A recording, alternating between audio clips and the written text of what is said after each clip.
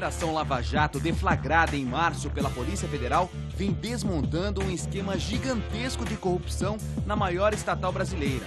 A Petrobras está no olho do furacão. Dirigentes teriam recebido pagamento de propina das maiores empreiteiras do Brasil através de contratos bilionários que somam um montante de quase 60 bilhões de reais. O Ministério da Fazenda, que controla a movimentação financeira de empresas, estima que somente em dinheiro vivo o montante chega a 1 bilhão de reais.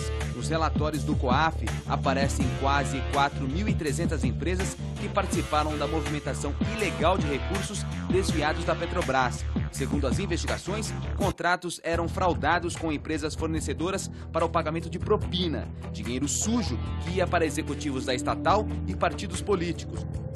Os acusados são investigados por um leque de delitos como corrupção de agentes públicos, sonegação fiscal, evasão de divisas, desvio de recursos públicos e até tráfico internacional de drogas. Algumas revelações do esquema de corrupção estão nos depoimentos dos delatores presos.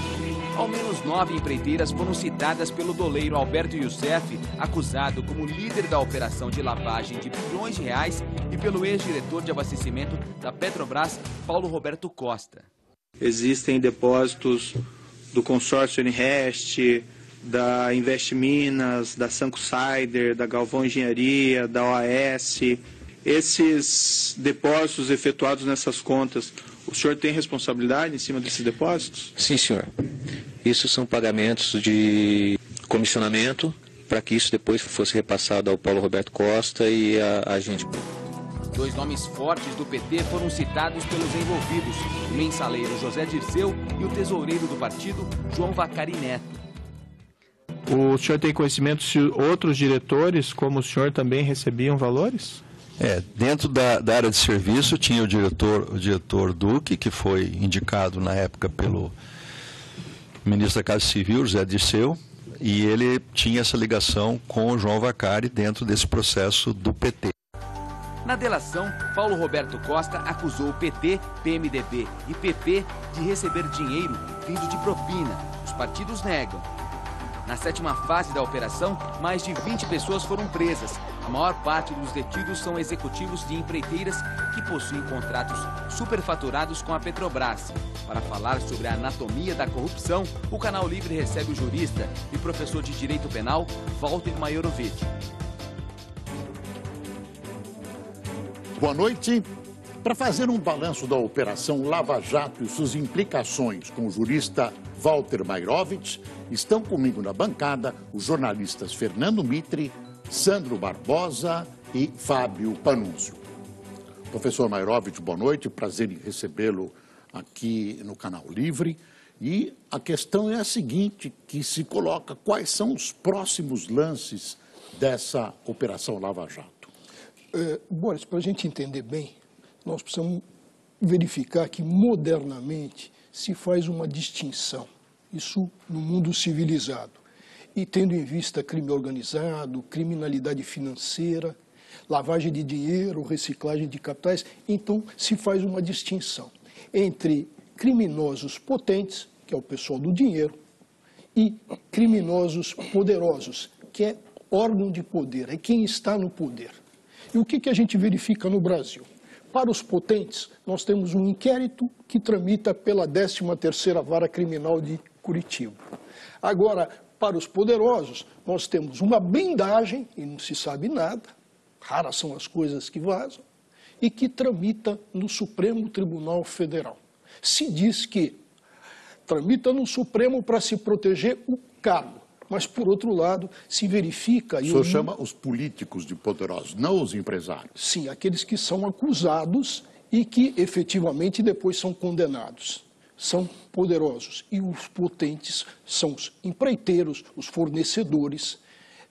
Então, nesse quadro, nós temos duas coisas em separado a mostrar um problema muito sério. Por quê?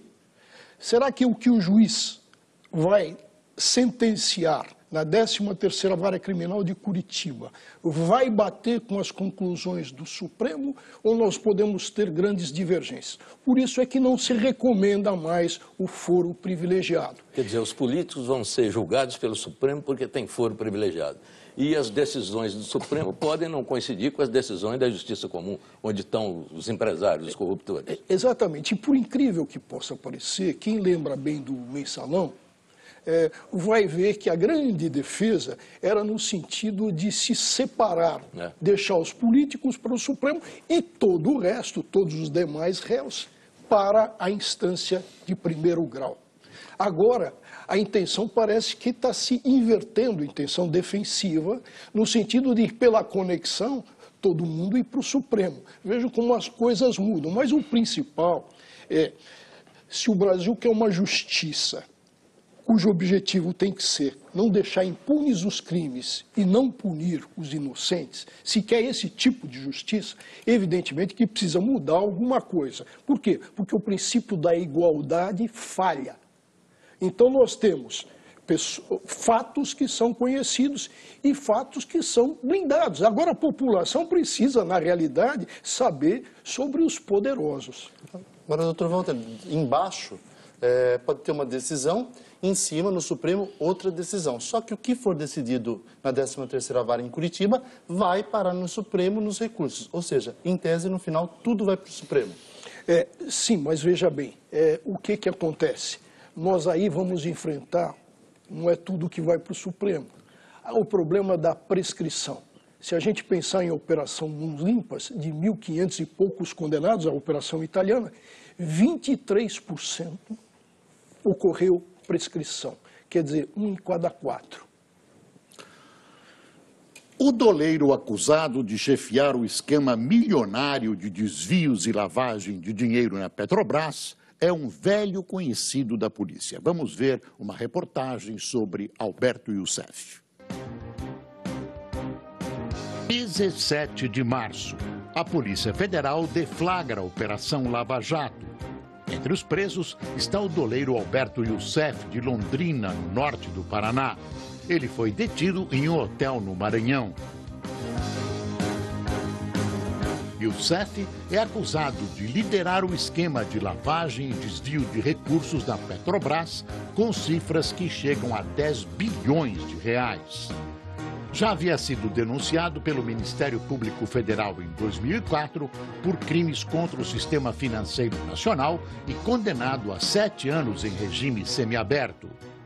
Segundo as investigações, o ex-diretor da Petrobras, Paulo Roberto Costa, operava o esquema de lavagem de dinheiro dentro da empresa comandado pelo doleiro. Costa admitiu à polícia que recebeu um carro de luxo de Youssef avaliado em R$250 mil, mas alegou que o veículo foi dado em pagamento por um serviço de consultoria. Youssef é réu em 12 processos e poderia pegar mais de 100 anos de prisão. Como a lei brasileira prevê redução de pena para colaboradores, Youssef fez um acordo de delação premiada. Em um dos depoimentos, Alberto Youssef contou ao juiz Sérgio Moro que o esquema de corrupção na Petrobras ajudou a manter o mensalão do PT entre 2004 e 2005. O doleiro confessou que mantinha uma conta conjunta com o deputado José Janene, morto em 2010, e responsável pela indicação de Paulo Roberto Costa para a direção de abastecimento da Petrobras. De tudo que o seu José Janene precisava de recursos, ele pedia a mim. Eu a disponibilizava. Quando ele recebia recursos, ele entregava a mim. Às vezes essa conta ficava negativa, às vezes ficava positiva. Essa conta era uma conta que também ia recurso para outras pessoas. Não que eu administrasse o recurso dessas outras pessoas, mas eu via esse caixa como caixa do partido. E qual partido? Progressista. Segundo as investigações, o doleiro conquistou mais aliados no Planalto. Entre eles, o deputado federal do Paraná, André Vargas, que também pode ser preso. O doleiro está em uma cela separada e divide a carceragem da Polícia Federal em Curitiba com outros presos da última fase da Operação Lava Jato. Youssef teria recebido comissões de ao menos 9 empreiteiras. Na lista dos que foram presos em outras etapas da operação, também estão pessoas que seriam subordinadas a Alberto Youssef, responsáveis por gerenciar o dinheiro do doleiro.